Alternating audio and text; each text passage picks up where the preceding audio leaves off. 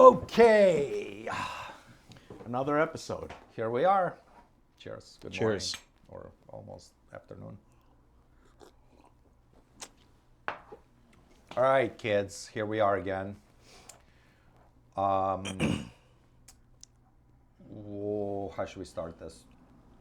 We're basically going to talk about masculinity, what it means to us, right? Yes. Okay. Do you have any ways to start? I know how I would start it. All right, go for it. To me, masculinity is it's the most important part about it is responsibility. Yeah. It comes with like responsibilities. Mm-hmm. You have to be. You can't just be like, oh, I'm just gonna coast through life, see where the wind takes me. Right. You gotta. It comes with a lot of things that you gotta do in particular situations, and yeah. So that's first and foremost. And I would say it starts with your parents.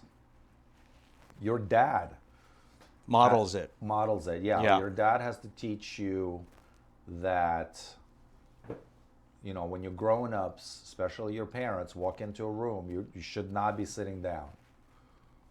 Get your ass up because this is your elders. Show respect to your elders. Is this an old school thing that you were taught with?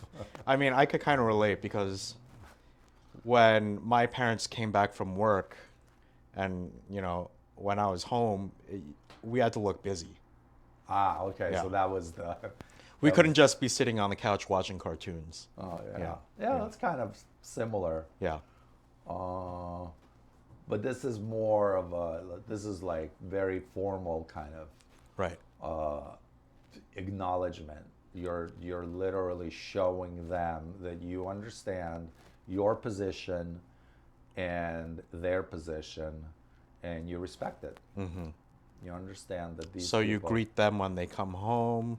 You stand at attention. Yes, Yeah. yes, you do, because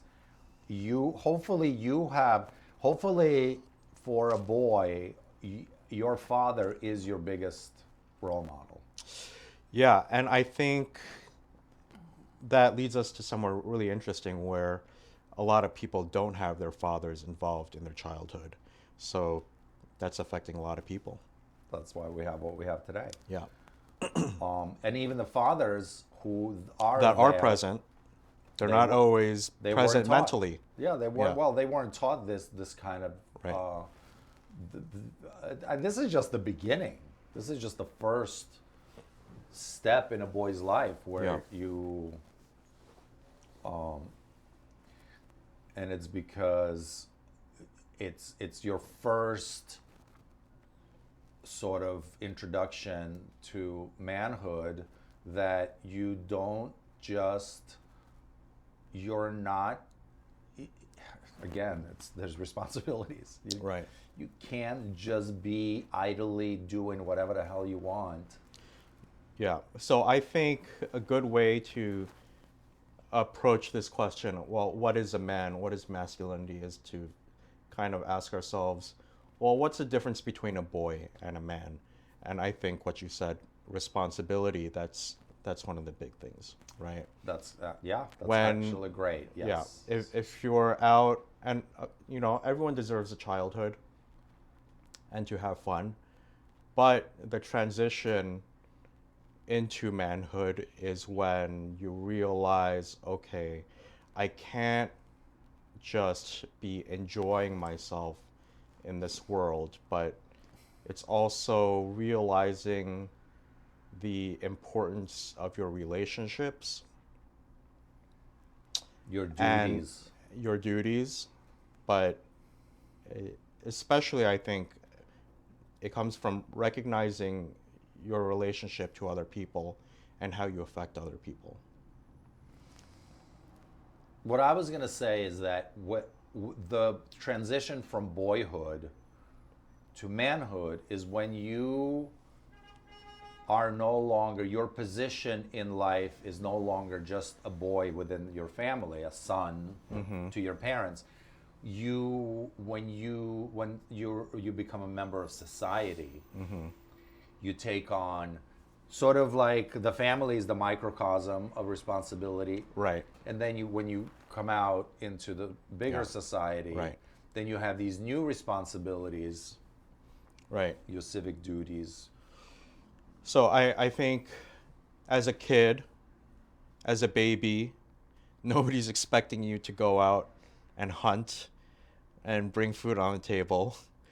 It's completely okay for a child to be a consumer of resources and to be under the protection of their mother and father. But as they mature, you realize you can no longer just be a consumer, but you need to contribute to the livelihood and the security, the safety, and Yeah, maybe even charting the future direction of your family, community, society. if so, that's when you, hopefully your parents helped you find your purpose in life, and then you'll know a little bit better which direction you're going to go in, Yeah. and which responsibilities. So sacrifice. Yeah. So maybe it transitions from somebody who's being taken care of to responsibility, and responsibility is a kind of sacrifice, right? When you're Yes. putting the needs of others before yourself. Yes. And I'm just thinking of, okay, we're talking about what is the difference between a boy and a man, and then what is the difference between men and great men. And so maybe that's the difference, is the scale of sacrifice that they make for people. Yeah. And when you say great men, to me, it's like, oh, like great heroes. I don't even know what would be a great hero nowadays. We don't even have like great heroes. But great heroes of the past, who would they be? I'm trying to think. Great hero. God, I can't believe we don't have any great heroes. Well, I think to use an example that everyone would know is, say, George Washington. This was the birth of the United States, and people loved him so much that he certainly could have won a second, third, and fourth term. People wanted to make him the king of the United States. Right. But 'Cause he that's realized, kind of all they knew. right, because that's all they knew. But he realized that we just created this Constitution, and we're trying to explore for the first time this, well, not the first time, but at least in North America, this democratically ruled society that is ruled by a constitution and not a monarch. Yeah. And so he realized that he had to step down in order to ensure that this process would be enshrined. Right. So I think that's one example of That's a great example. a great man. Yeah, that's a great example. He sacrificed. I mean, he was probably, he's already won the war, and he's probably a tired old guy. Yeah, he was a reluctant leader. Yeah, he did want. I'm sure he was happy not to, but Yeah, also, yeah. yes, for to usurp this powerful position. Yeah. In order for the greater good. Relinquish. Yeah. Relinquish the Yeah. power, and so yeah, that is a great, actually. Yeah, that is a But great I mean, it is kind of a sad state that you had to struggle with that question for a bit and wonder who are some that great I did. men. Yeah, that we Yeah. don't have heroes.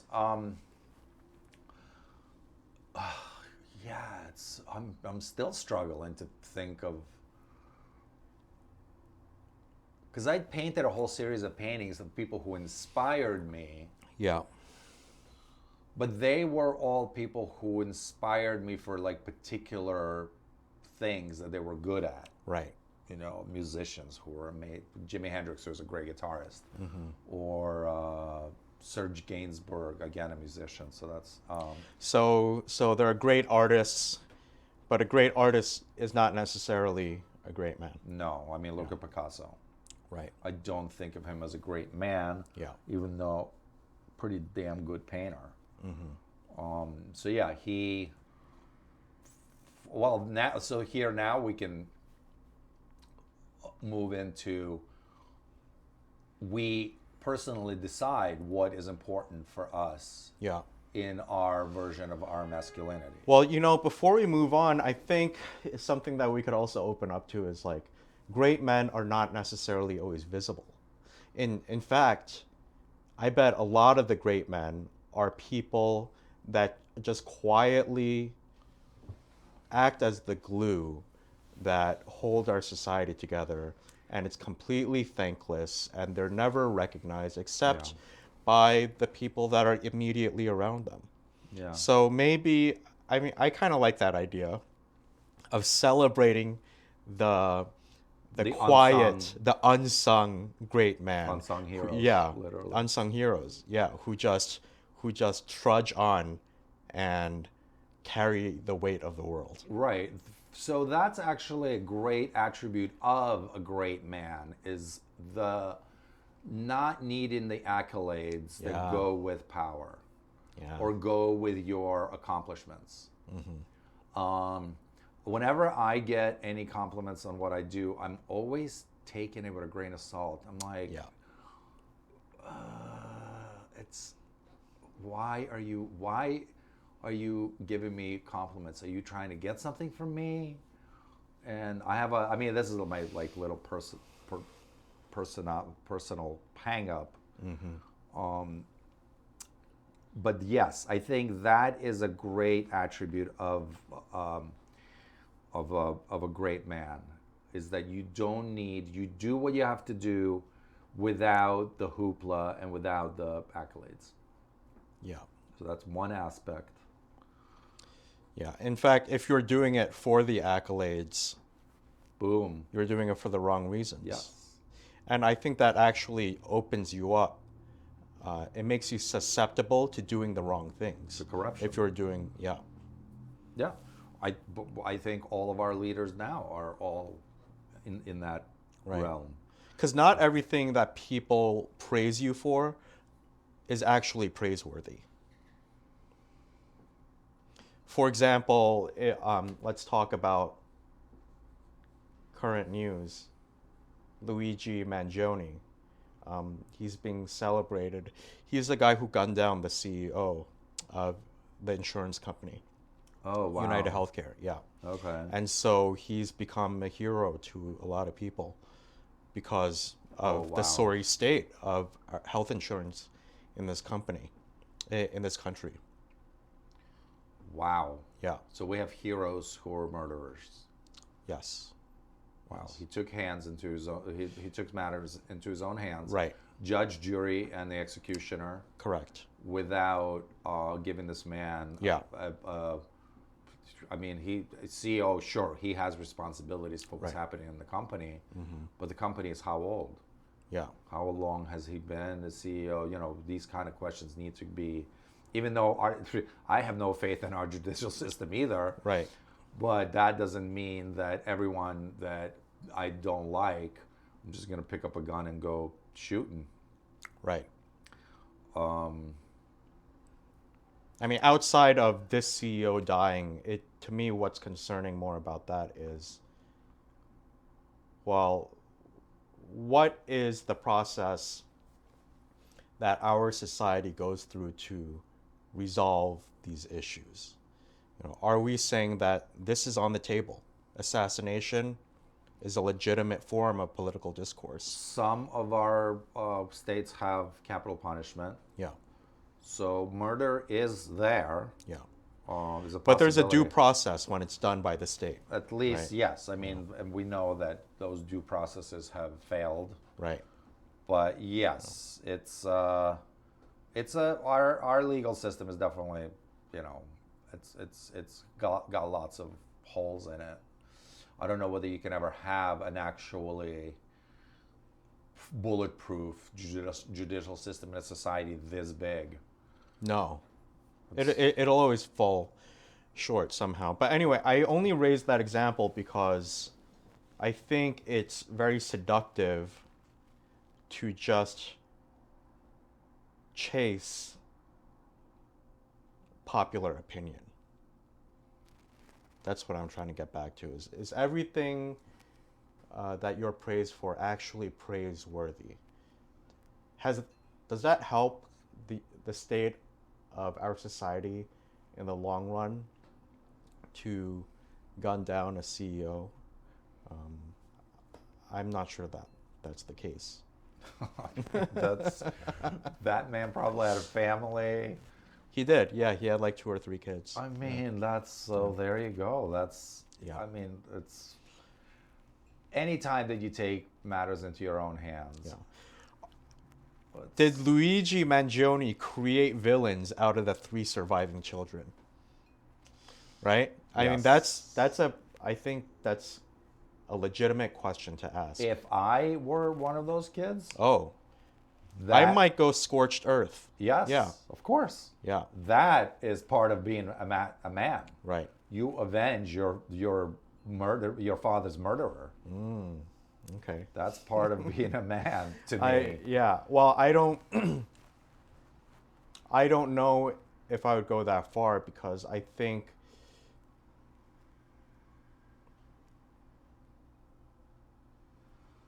don't think manhood is just about following these precepts blindly too.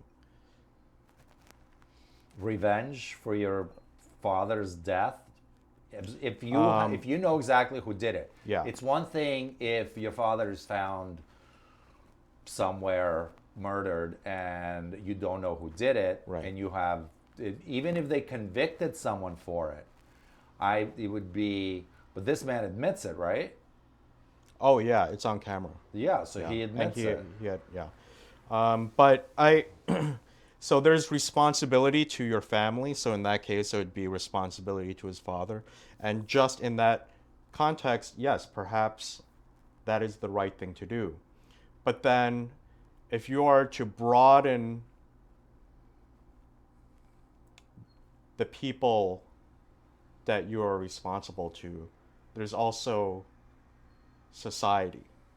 So are you going to unleash this Hatfield and McCoy intergenerational violence? That's what his kids are in the position to control. Okay. As far as I'm concerned, that's a great deterrent Yeah. for these, whatever this gunman's name is. Right. That, like whenever you have a society that there's a gun in every home, I think there's probably less violence in that society. Yeah. So it's a deterrent, Right. knowing that there's a possibility of not the repercussion. I mean, I don't know what this man is thinking. Yeah. He's obviously, if you murder someone, you're going to jail at least. Maybe the death penalty. I don't know whether New York even has a death penalty, but so he's obviously ready for. I mean, did he do it just for notoriety? No, I think in his mind he was doing something that was just. Yeah. Well, Yeah. usually Yeah. those. So just like kind of a warped individual. Whenever you pick up a gun and shoot someone that has not done any wrong to you personally, you got to be a little sick. Yeah. Which puts all of our soldiers in that camp. I don't want us to get derailed though. I want us to focus on. Responsibilities of a man. Right. Okay. Yeah. So you were saying how did this come up? So chasing popular opinion. Right. Praising, praise. Not all praise is praiseworthy. Yeah, yeah. Well, that definitely is the case. Right. Yeah, I mean, we nowadays, you get an A just for showing up. Yeah. So kids now don't understand about being good at something, or they just show up and they get the kudos. Yeah. Not a good way to teach the child responsibility, achievement, sacrifice. Right. All right, so we've covered. What else? So where are we at? What have we covered? We've covered a child coming up. What's the difference between a child, a man, and a man? What's the difference between a man and a great man? I guess the level of sacrifice is the great man, and then the level of sacrifice, and then We talked about No the need. men who just do it quietly, yeah. not for want of attention. Yeah. Yeah. I mean, to me, that's whenever you even say that sentence. Yeah. Men who do things that. Without expecting anything in return. Yeah. Yeah, I think that's a mark of somebody who is Great. a real great man. Yeah, we can say great. Yeah. So, Maybe this episode is about the unsung great men. I really like that idea. It's not something that I've really thought about before. Right. But it's really clicking for me. It's the highest. I think that is the epitome of a great man. Yeah. Is that you are doing something great for society, for the world, whatever, without expecting anything in return. Yeah, and you're nothing, just doing it no quietly. personal gain. Yeah. Yeah, yeah. All right, so I guess the episode is over. Yeah, all right. Thanks for joining us. Well, so some of the stuff, what did I want to talk about? I wanted to talk about responsibility, and so the responsibility when the boy becomes a man and he enters the bigger world,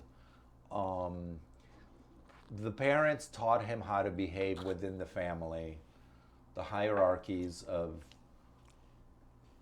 who has the upper hand and who is the person that you go to when you're confused about something or you have questions about how to go about something. Yeah.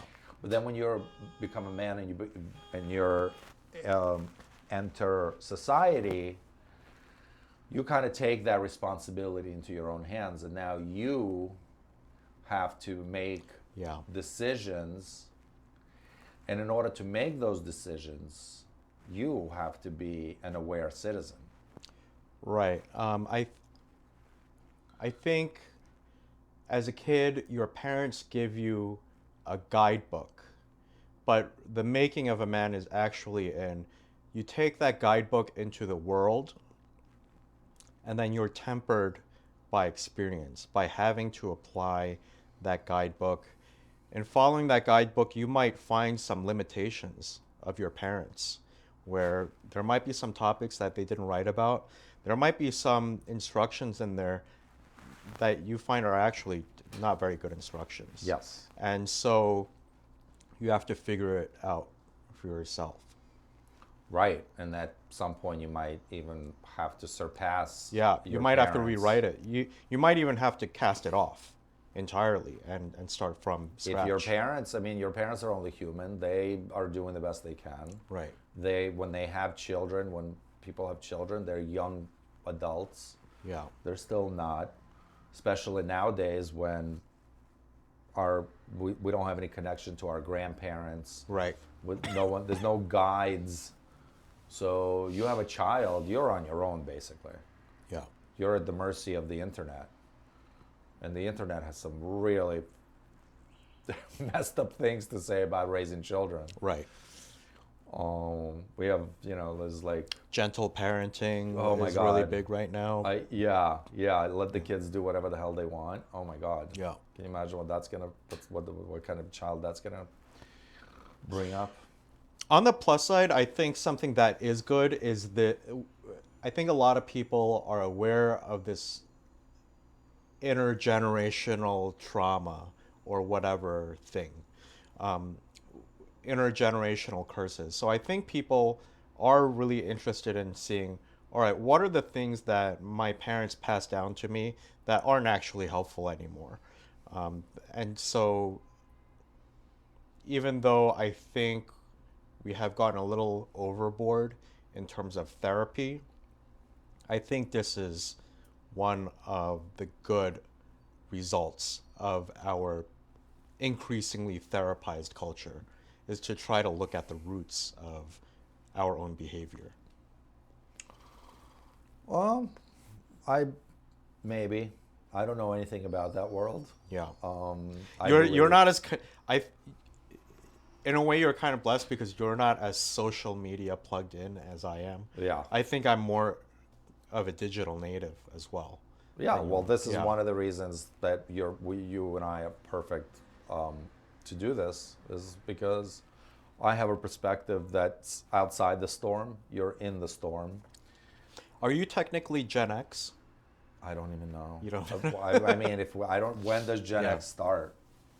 I think you are, because I was born in '85. I'm a millennial. I'm what they call an elder millennial, Okay. and you're older than me by a few years. So So you were what? '85. 85. I was born in I'm '85. literally older than you by like almost 15.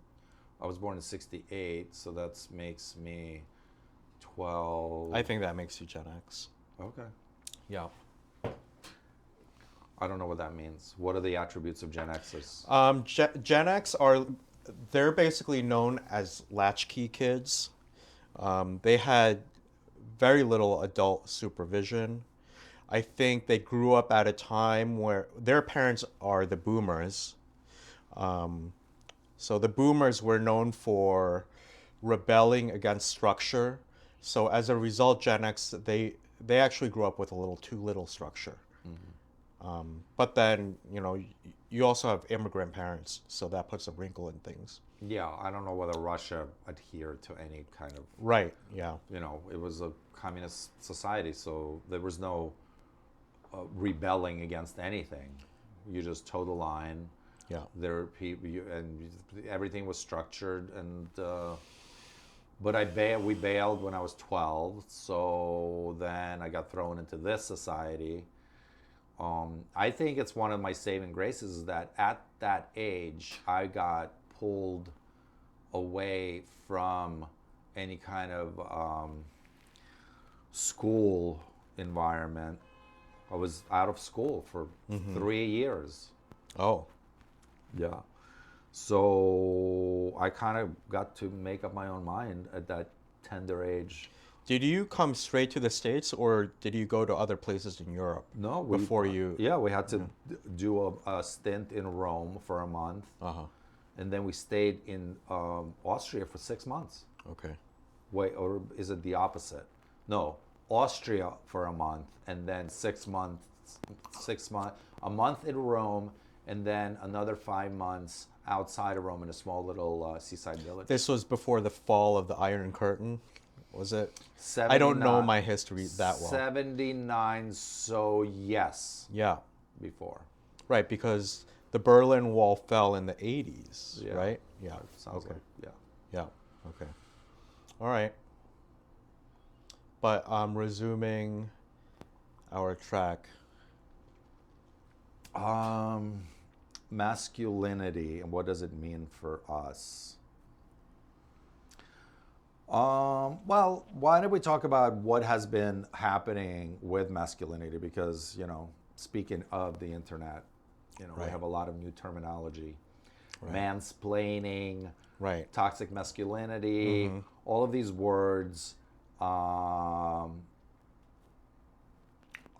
painting the man as a villain. Yeah. Or worse. I mean, if you look at the sitcoms, we know how men are being portrayed nowadays. Right. Right. Yeah. They're just painted as buffoons. Mm-hmm. Which, if you look at history, it's mostly men who did all the great inventing, all the great heroing. Of course, women did their own, mothers who raise good children, to me, are just, that's speaking of unsung quiet heroes. Yeah. quiet, doing the right thing without any praise. Mothers who raise great children are definitely heroes, Right. in my book, obviously, Yeah. because that's raising a child to be a great person that's a great task and a great accomplishment if you can pull it off, especially in this day and age. Yeah. So what I was saying is, we're talking about the new terms that where men are painted as villains, and it's men are toxic masculinity. It's I think all of those things are just part of, and I know that people who watch this channel are probably going to be like, God, is he going to go back to social engineers again? But yes, I think you probably don't believe that there are institutions that are social engineering our society. I do see these institutions and this leader, but I feel like it's more of an emergent phenomenon than it is a top-down phenomenon. So I think that's where we differ, is you think it's more of a top-down thing, and I think I see it more as a cyclical thing. So you're saying it's just natural. You're not saying that it's it's not engineered. I think we go through these phases. But I mean, I'm open. I'm open to thinking that it's engineered if I'm presented with the information. I mean, there are definitely some players that I think are accelerating this, like what's his name? The hedge fund manager who is donating to all these ultra progressive candidates and everything. Soros. George Soros. Yeah, I mean, as a recovering progressive, I used to think that all this belly aching about Soros was like tin hat stuff, until I see that it's actually affecting our elections, and they're literally turning people who have bona fide criminal pasts out to harm more people. Mm-hmm. So I do see that. Yeah. Yeah. Right. Well, as far as the social engineering, we'll have to start a separate channel. Yeah, we could do a separate one. Or separate episode. Well, I don't know whether we need to. I mean, this is not. I don't know how much it has to do.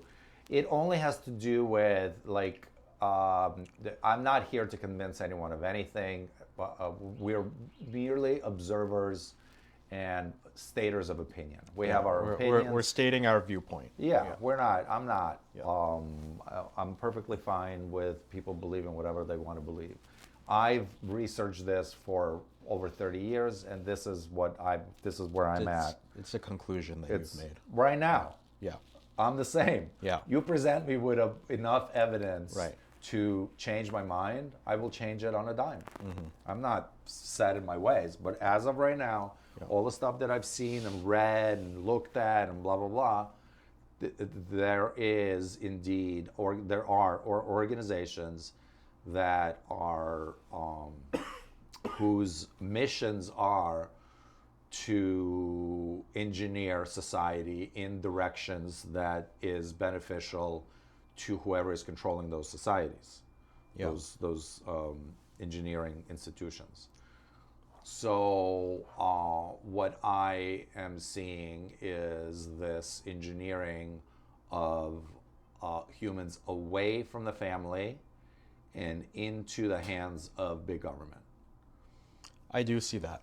Okay. Yeah, I do see that. I think, but I think it's due to things like the way our economy has evolved as well. So one thing that I read was it comes with industrialization. That where the family unit used to work together all day, dads were now being called to the factory. And I think it might surprise some people to find this, to learn about this, but a lot of early feminists were actually raising the alarms about how this affects the family and the children by taking fathers out of the household. No. Which I was very surprised by when I first learned that. Oh, Because it there's seems like the tone today is completely different. It feels like that fathers are an appendage, to the family. They're not really necessary at all. no. Which I can't. Yeah. Any sane person who looks at raising children and is going to say that a man is not an important, especially to a boy, it's not important to have a father figure. I mean, Right. they have to be out of their minds to assert this. Right, yeah. And so there's plenty of evidence for this that I don't think we need to get into. Yeah, people can look it up. Yeah. It's the, But something you could just look at is the rates of involvement in crime with intact families versus single mother families versus single father families. yeah. There's a big difference between involvement in crime if you have a single mother or single father that's involved. Yeah. And I bet it's the ones that have the fathers. But I don't think that's the purpose of our podcast. It's but not. It's just the only reason I bring it up is it informs my worldview, and so this is something that I think is calling my attention. Is all right. Well, what is the? I think there is an importance to the father figure in society that we are underappreciating, and maybe we're asking how do we get there, and what can be done about that. How to elevate the father back to the status of Yeah. of the leader of the family. Yeah. Or back into the leadership of the family, even if it is shared leadership between men and women, but a position that is not pathetic. Well, if you're a pathetic, if you're painted, or if you are a pathetic, Right. sort of meek little mouse kind of Yeah. a man, you shouldn't be a leader anyway. The reason I bring that up also is because I think it has percolated into our culture where I'm looking at some of my friends and acquaintances and I look at how they are fathers and I feel like they've abdicated their role in their family and it's mom that's involved in everything. And dad in some cases is the sitcom dad that we've gotten used to seeing on TV. So now the cart is in front of the horse. They're not even they're mimicking or what they see on TV. I don't think it's just TV. I think there are broader underlying trends that even I don't fully understand or see. Okay, well, you see this thing that you just said, trends. Yeah. Well, how do you think trends emerge? Well, like I said, one example I gave was industrialization. Okay. Right. So a trend can emerge out of, one can say, was the Industrial Revolution created on purpose to create this shift in family structure? My answer to that is no. I don't think that humans are that calculating. But what happens? What if it's not humans? We What if it's lizard well, people? there you go. So that's where we diverge, right? No, I don't think it's But- lizard people. Just But FYI. we create things and we don't understand their full impact, right? I don't think when whoever created the steam engine, when they did that, they thought about, well, how is this going to have an impact on future family structures for centuries to come? Yeah. Yeah, I don't think humans are that smart. I think we kind of just fumble through. Well, my assertion is that these technologies are introduced, humans take them Yeah. and use them, but there is someone that introduces this knowing what it's going to do, knowing the full impact, actually knowing the negative impact. They introduce beneficial technologies, let's say a computer. Yeah, And yeah, at first it's really cute and cuddly. right. And then we have people who are addicted to porn, people who are addicted to Right. Facebook Marketplace. Yeah.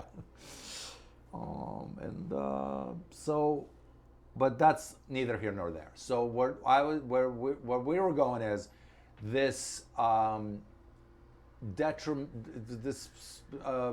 man being nowadays man being painted as malevolent, and that's all we're good for. Right. Is that we're all the only thing Yeah. that men.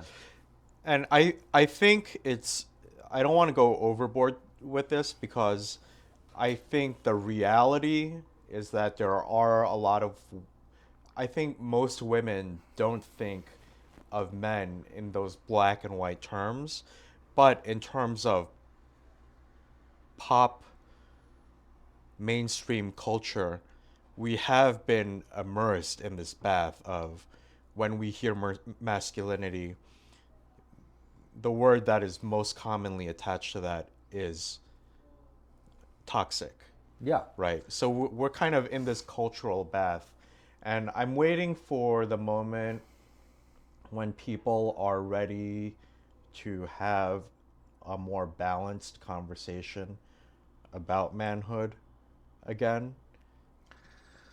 Well, everything.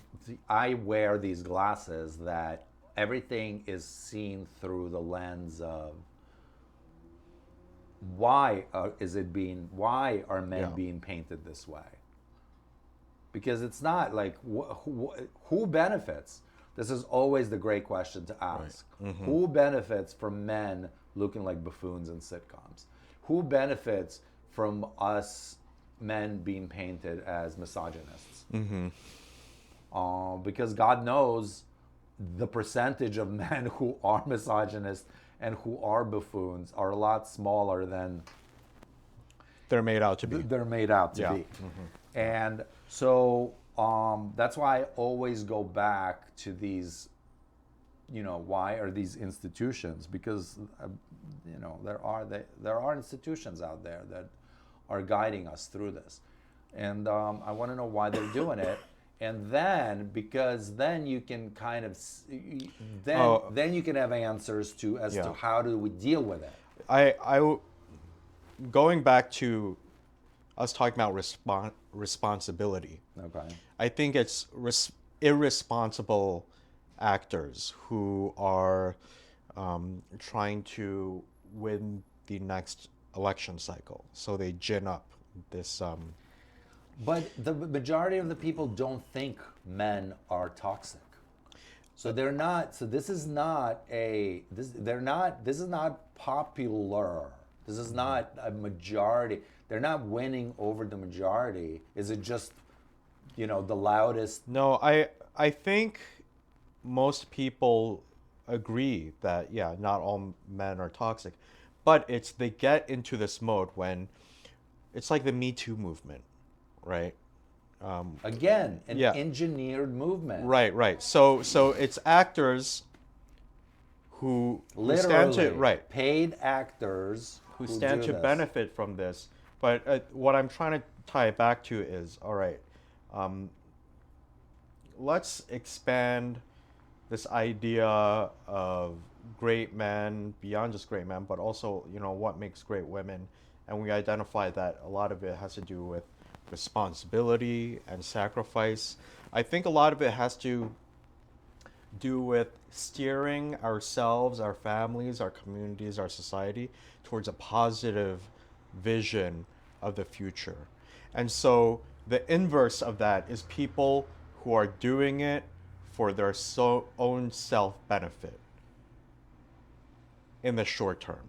And so as a result, they don't care about, well, where are we going with this? By engaging in this maligning of men and caricaturing them as all oppressors and toxic.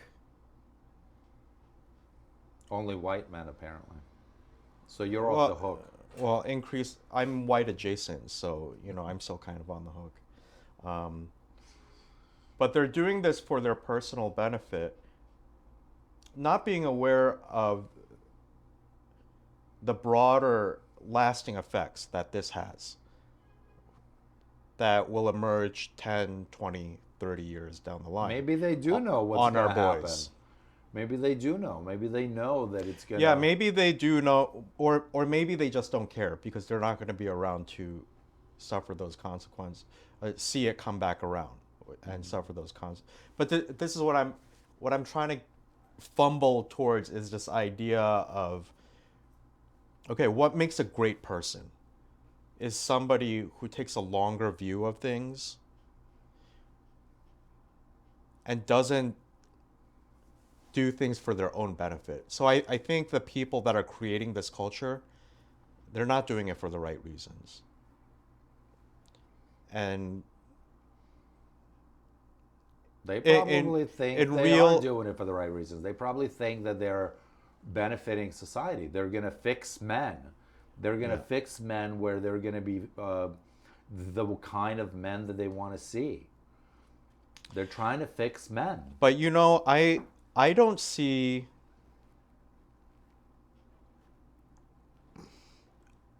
them putting forth any role models for our young boys. So in the beginning, we were struggling to come up with examples, right?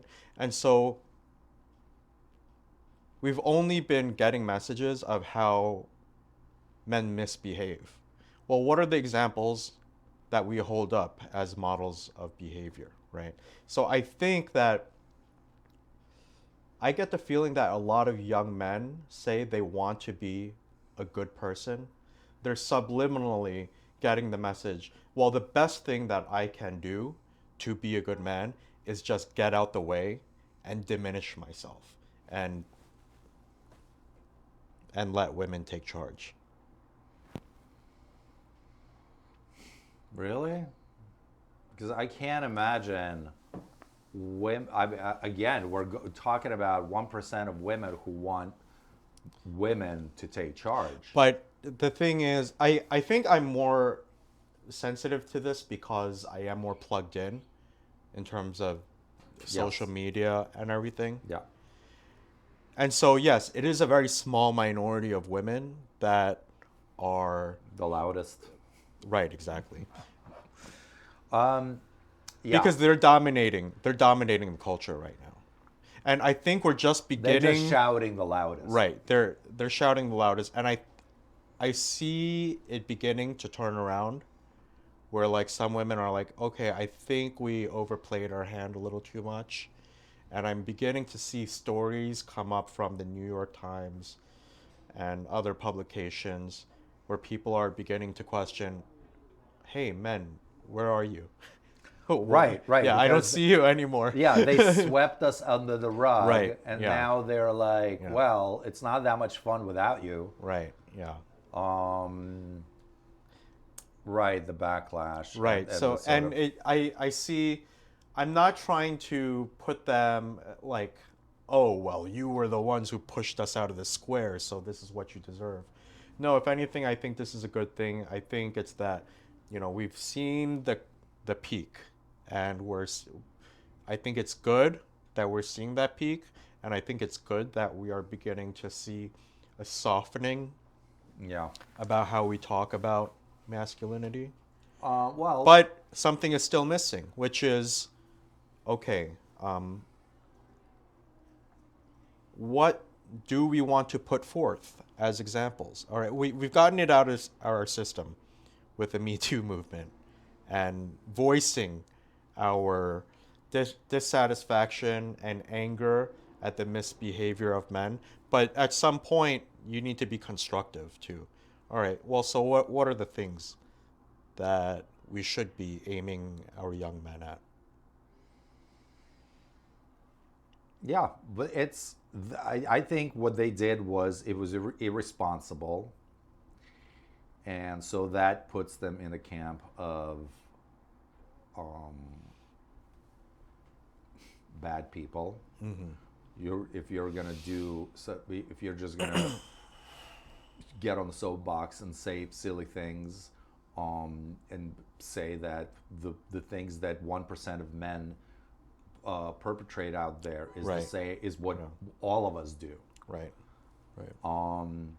And frankly, like, yeah, I'm whenever I hear a loudmouth on a soapbox, I just go the other way.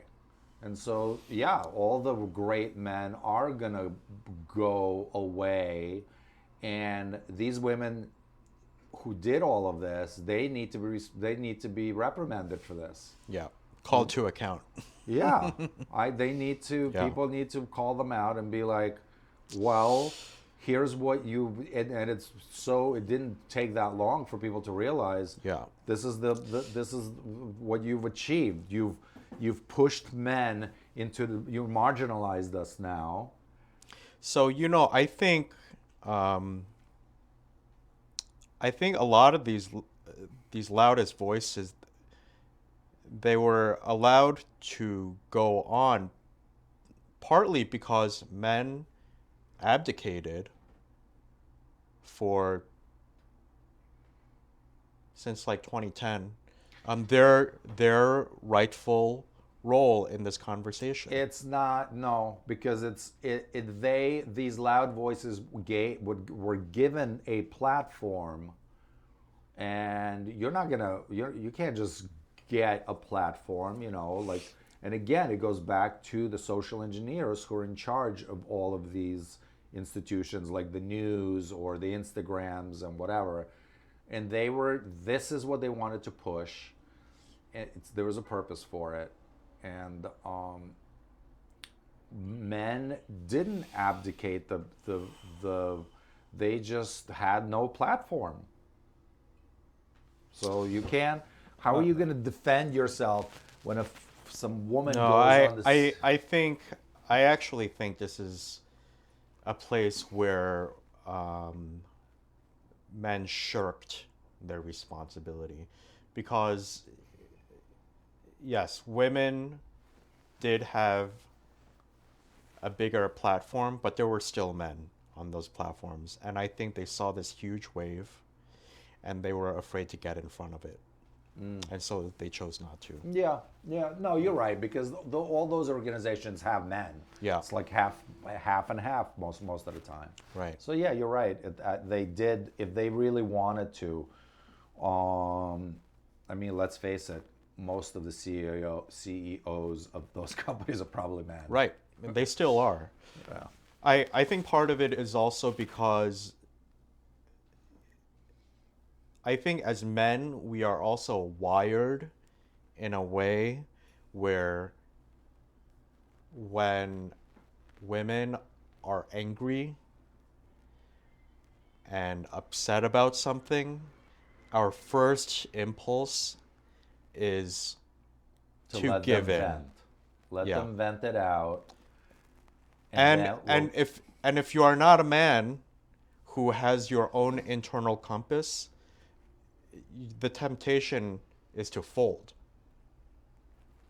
and just let them run with it. You know, this phrase "happy wife, happy life," you know, it kind of points towards that. It's like just do Yeah. whatever to maintain the peace. Yeah.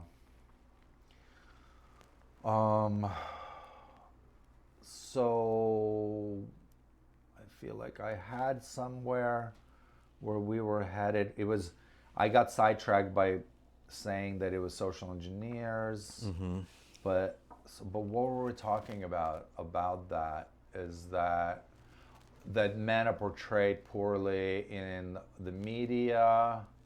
And then I talked a little bit about how I felt men abdicated their rightful role in the conversation. Right.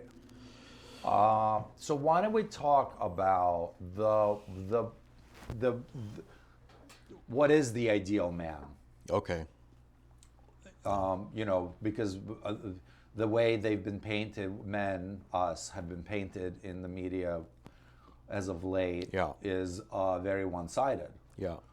But a real man is completely capable of being gentle and kind and loving. I mean, Yeah. that's a big facet Right.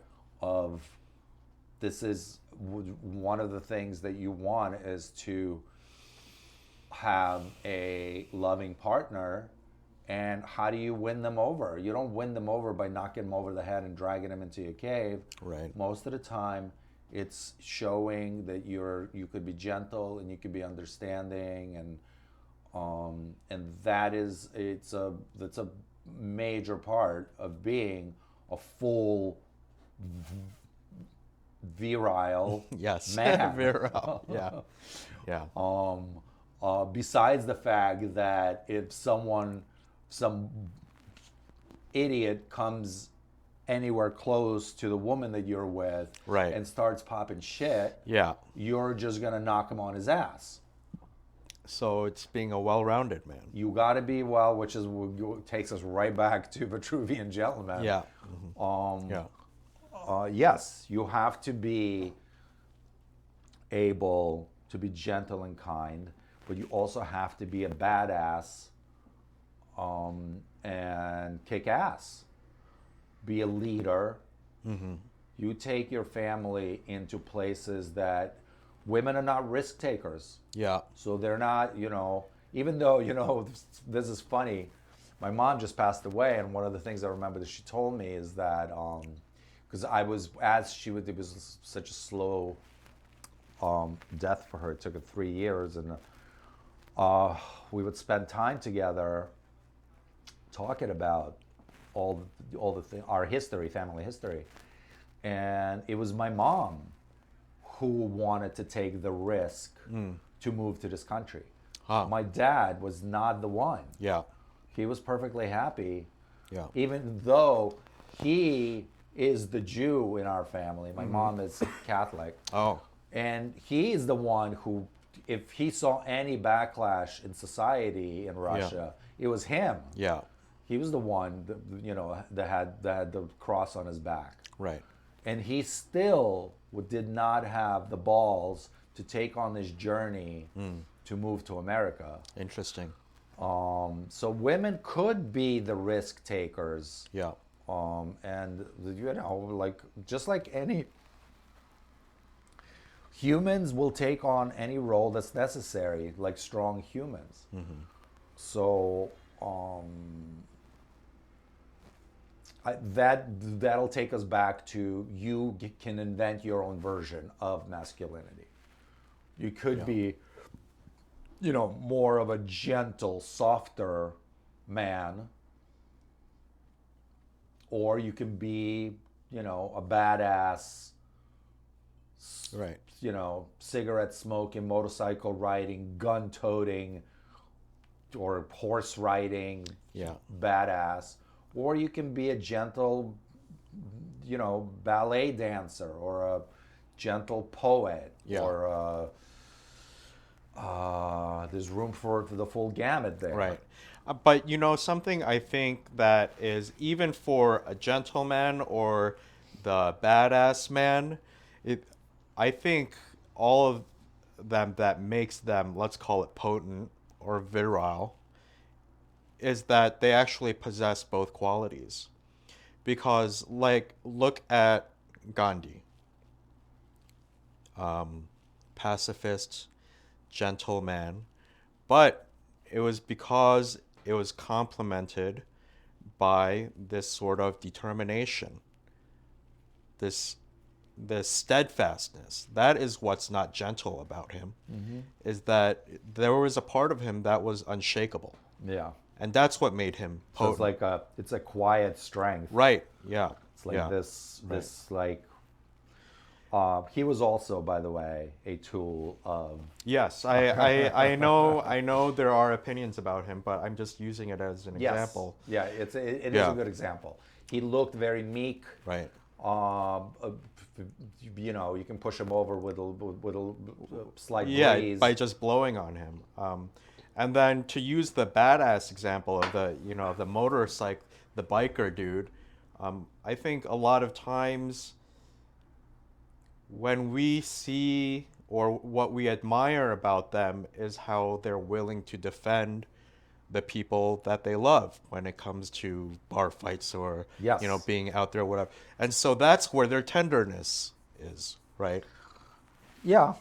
It's the So- love for whether it's the guys that they ride with, Yeah. or it's the women, Right. or it's the family. But yes, Yeah, I mean that's why they're pedophile killers,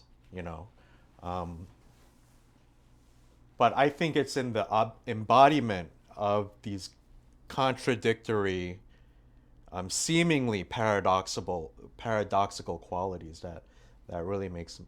I think that's how you mature as a man.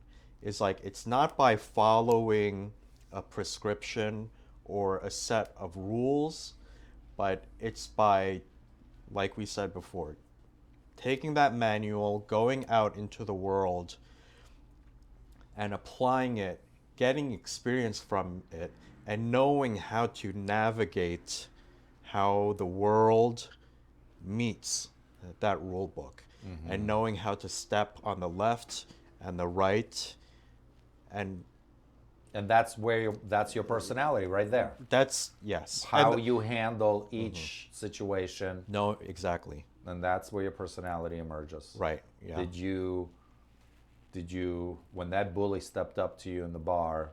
Right. Did you How did try you- to talk him out of it, or did you just punch him in the face? Yeah. Or did you just stand firm? And not even say anything. Yeah. Yeah. So that's where your personality emerges, and Yeah. then you learn you learn who you are. Yeah. So in those instances, what's involved is now honesty with yourself. Yes. So you have to. Right. Because you have to do things your way too. Yeah. You can't. I'm not going to handle every situation the way you handle it. I'm not. I have to handle it in a way that accords with my own personality. Yeah. And so you're going to be able to achieve some outcomes that I can't. But on the flip side, I'm going to be able to achieve some outcomes that you can't. Yeah. And so I think that's what comes down to personality. So you have the rule book, and then you have yourself moving through life. But then it's also knowing what is true about yourself. Like, what are your strengths? What are your weaknesses? Well, there's that. Yeah. Obviously, if you're not quite a fighting man, then don't get into fights. Try to negotiate it with words. Yeah. The honesty with yourself. That's, and I think we've spoken about this before. A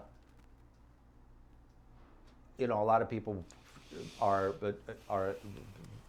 try to figure out, who the hell am I? Like, how do I know which way I want to go, this way or that way? And this comes down to being honest with yourself, being honest about your strengths and your weaknesses, and not. There's also the whole thing of finding mentors who can help you navigate through things that are not clear or obvious, or you're not sure about.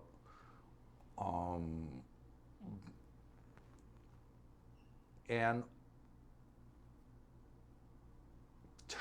get this thing of being honest with yourself, that is a very difficult thing to do, because there are three elements within us that pull us in all different directions. We have the mind, we have the soul, and then we have the ego somewhere in the back of our mind. And all three of those things want to do three different things. So you have to learn how to let your soul guide the mind. The mind is all the mind is just a bank of memories that you accumulated.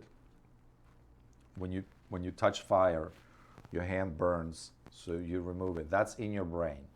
You don't need, your soul doesn't need to know that. Your brain knows this. So this kind of this alchemy that happens within your body, this is something that one has to come to grips with and really, really get in touch with. It's because otherwise you're kind of going to be you're going to be at the mercy of people, of social engineers, who are going to tell you this is the way a man should behave. This is a way a man should behave. It's all the answers are within you, but you have the internal elements have to be, there's a hierarchy of how they're controlled, and you have to learn to not let your impulses, let's say your sexual urges, if you have a little too much and you become a little gigolo who's just wants to have sex with a different woman every night, it sounds great on paper, but believe me, it's not all it's cracked up to be. So these kind of things have to be controlled within you, so that your appetites, that's usually the ego is what drives it. The ego needs like accolades, and the ego needs to know that it's the coolest person in the room, and it needs, speaking of like the unsung heroes, the people who are unsung, these people have their ego in check. They don't need the accolades, because their ego is in check. You still want to have, you need the ego, because then you just become a mouse. I think what you're talking about is learning to listen to the quiet voice. Meaning, okay, if I'm just out there killing gash all the time, the boys are gonna think like I'm the coolest dude ever. Some of them might. Right? Yeah. I won't. But well, the boys will. The men might not. Yeah. But you were talking about the soul. So the soul is the voice that's easily drowned out. When a lot of people are talking to, but it's the quietest. It's the oldest voice.